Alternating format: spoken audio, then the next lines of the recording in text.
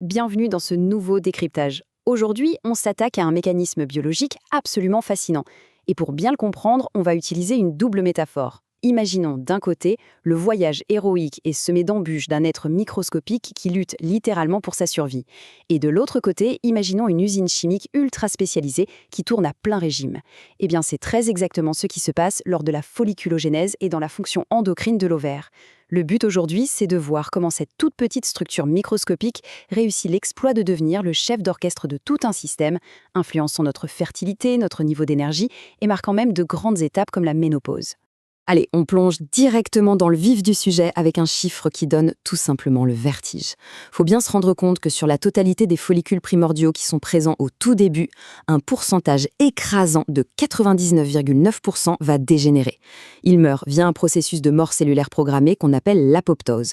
Ça veut dire qu'il en reste moins de 0,1% pour atteindre la pleine maturité.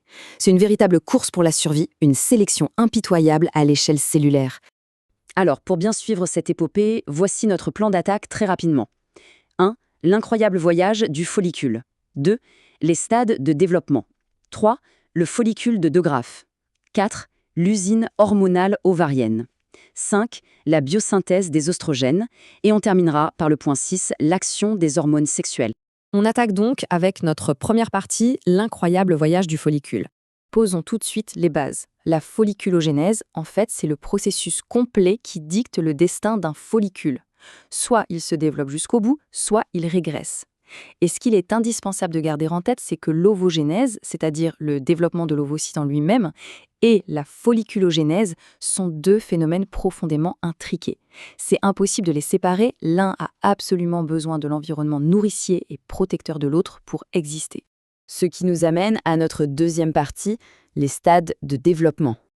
Voyons voir comment cette petite structure se construit au fil du temps. On démarre vraiment petit, au stade primordial, avec un diamètre d'à peine 50 micromètres et une seule petite couche de cellules. Ensuite, on passe au stade primaire, où la taille double pour atteindre 100 micromètres. Et là, ça s'emballe au stade secondaire à 200 micromètres. C'est une explosion proliférative spectaculaire. On atteint environ 1 million de cellules qui s'organisent en couches très compactes pour former ce qu'on appelle la granulosa.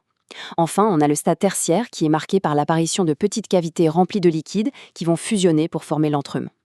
Et ce schéma illustre brillamment cette évolution.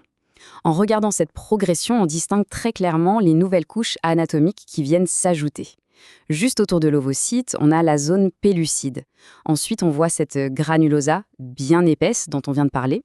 Et puis tout à l'extérieur, les cellules du stroma s'organisent pour créer une toute nouvelle enveloppe, l'athèque. On passe à la troisième étape, le point culminant de cette croissance, le follicule de De Graaf. Le follicule de De Graaf, c'est le stade ultime, le follicule mature juste avant l'ovulation. Il faut prendre un petit instant pour réaliser l'ampleur du phénomène. On est parti d'un point minuscule, de 50 micromètres, pour arriver à une structure massive de 23 mm de diamètre. Et la population cellulaire, elle a grimpé à presque 50 millions de cellules. C'est juste monumental. Sur cette coupe, l'anatomie spécialisée saute aux yeux. L'ovocyte est bien à l'abri, enveloppé par la corona radiata. Et si on regarde la bordure externe, on remarque que la thèque interne ressemble maintenant à une vraie glande endocrine, hyper vascularisée. Cette thèque est d'ailleurs séparée de la granulosa par une frontière cruciale qu'on appelle la membrane de Slaviensky. Gardons bien cette architecture en tête parce que c'est là que la magie chimique va opérer. Et ça nous fait une transition parfaite vers notre quatrième partie. On entre maintenant dans l'usine hormonale ovarienne. Le catalogue de cette usine est vraiment précis. Nos gonades fabriquent des hormones sexuelles majeures. On y trouve la progestérone, des androgènes comme l'androstinédione, et bien sûr, les fameux œstrogènes naturels. Parmi eux, l'estradiol, ou E2, c'est vraiment le boss, c'est de loin le plus actif biologiquement. L'estrone, elle, joue plutôt le rôle de précurseur. Quant à l'estriol, c'est une hormone qui sera produite en masse beaucoup plus tard par le placenta, en cas de grossesse. Cinquième partie, la biosynthèse des oestrogènes. Comment tout ça est fabriqué ? Alors, le point absolument crucial ici, c'est que la matière première, la base de tout ce processus de fabrication, c'est le cholestérol. À partir de cette molécule à 18 carbone, on avance étape par étape. Le cholestérol est d'abord converti en progestérone, cette progestérone sert ensuite à synthétiser des androgènes, et pour finir, on a la conversion de ces androgènes en œstrogènes grâce à une enzyme clé, l'aromatase. Ce qui est vraiment génial sur cette diapositive, c'est de voir le travail d'équipe. On a une vraie chaîne de montage. Les cellules de la latex préparent le terrain en synthétisant les androgènes. Ensuite, ces androgènes traversent physiquement la membrane pour rejoindre la granulosa. C'est là que l'aromatase entre en piste pour réaliser 3 hydroxylations très complexes. C'est cette collaboration parfaite qui permet de transformer l'androstendione en estrone et la testostérone en estradiol. On arrive à notre dernière partie, l'action des hormones sexuelles une fois qu'elles sont relâchées.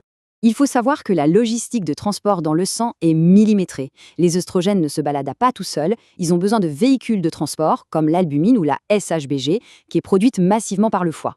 Mais attention, le détail qui change tout, c'est que seule la minuscule fraction d'hormones qui voyage libre, c'est-à-dire sans transporteur, est biologiquement active. Et fait étonnant, la quantité de transporteurs SHBG peut chuter si on a beaucoup d'insuline ou d'IGF-1. Ça prouve à quel point notre métabolisme dicte directement la quantité d'hormones actives qui circulent en nous. Et une fois arrivées à bon port, comment elles agissent sur nos cellules? On a 2 options. D'un côté, la voie génomique, assez classique, où le récepteur se lie directement à l'ADN pour moduler l'expression des gènes. De l'autre, la voie non génomique, qui est beaucoup plus immédiate et déclenche des effets cellulaires alternatifs rapides. Et ça nous amène à une réflexion finale vraiment bluffante. On a commencé avec un minuscule follicule de 50 micromètres qui se battait pour survivre au milieu de milliers d'autres. Et on a vu comment ce petit survivant devient une usine chimique surpuissante capable de modifier l'expression de notre ADN dans tout le corps. C'est quand même incroyable, non? De se dire qu'un simple petit amas de cellules au départ invisible à l'œil nu finit par coordonner une symphonie chimique aussi massive et complexe. C'est sur cette merveille d'ingénierie biologique que se termine notre décryptage du jour.